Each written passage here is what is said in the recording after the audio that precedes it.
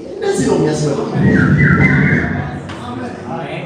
እናስቆማለን ያሉ ዛሬ እልፍ በል አሜን። እነሱ እየጠበቁ አንተ በመክሲኮ ትሄዳለህ።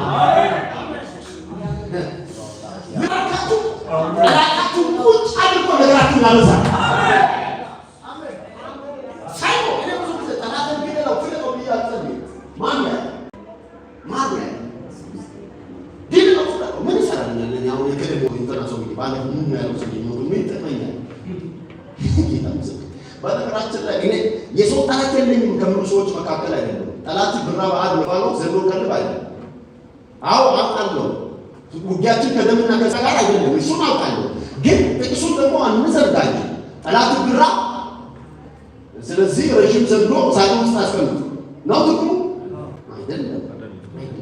ደግሴ አብለው እሳት ይሁንበታል እኮ ነው መጽሐፍ ቅዱስ። ምሳሌ አብዞ ቁጣና ፍቅረ ክርስቶስ ያውሰደው ከዛ በኋላ ይቃጠላል።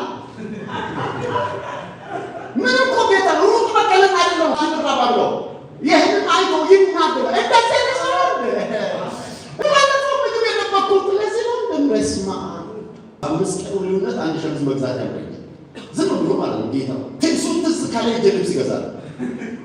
ምን ብለህ ነው የሳሳል ተባተ ዝም ብሎ ነው። አዲስ ሸምዝ ሰሞኑን ስለገዛ ነው እንደዛ ነው። ሰሞዟ ሲታረጭ ምጮውን ሊሳን ያቆማል አለ። አይ ተወሷል እንግዲህ ደግሞ በሊቤ ሸምዝ እስኪታረጭ ድረስ ይጮዋል። አዳር ፕሮግራም የተባለ የሰው ቤት ምግብ አበቃለሁ ነው እኮ እነሱ የሚበሉ ቢበዛ ለከፍቶች ይከተፋል። እኔ ብበላው ሁሉ አባሉ ከነ